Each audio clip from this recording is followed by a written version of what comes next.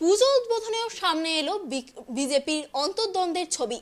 বুধবার বিকেলে লালবাগ শহরের বুদাসপাড়ায় দুর্গাপুজো উদ্বোধন করতে আসেন শুভেন্দু অধিকারী।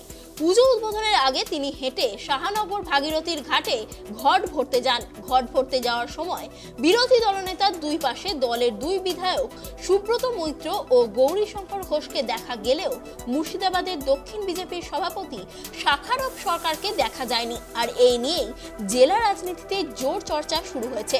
এই প্রসঙ্গে শাখারব সরকার বলেন, আমি 3-4টে পুজো নিয়ে খুব ব্যস্ত আছি, তাই যেতে পারিনি। প্রসঙ্গত কিছুদিন আগে বিজেপির রাজ্য সভাপতি সুকান্ত মজুমদার মুর্শিদাবাদে এসেছিলেন। রাজ্য সভাপতির পাশে জেলা বিজেপির সভাপতিকে দেখা গেলেও দুই বিধায়ককে দেখা যায়নি।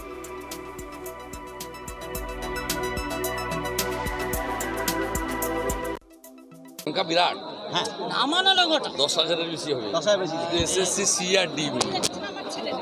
এখন এদের তো হাইকোর্ট যা বলেছে সকলেরই মানা উচিত। আর দ্বিতীয়ত হচ্ছে এরা সব টাকার বিনিময়ে ঢুকেছেন। টাকাগুলো আদায় করুন, নেতাদের বাড়ি, দালালদের বাড়িতে যান।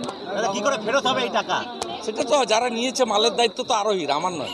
দাদা সুরুচির সঙ্গে টিম করেছে মমতা, মাঝে একদিকে সুরুচির সঙ্গে টিম, মাঝে রয়েছে মমতা ব্যানার্জি, একদিকে ফিরাদ আর একদিকে অরূপ। কি বলুন এই বিষয়টা সুরুচির সঙ্গে? সনাতন সংস্কৃতি বিরোধী থিম। আমরা জালি হিন্দু নই, ওরা সব জালি ভেজাল হিন্দু।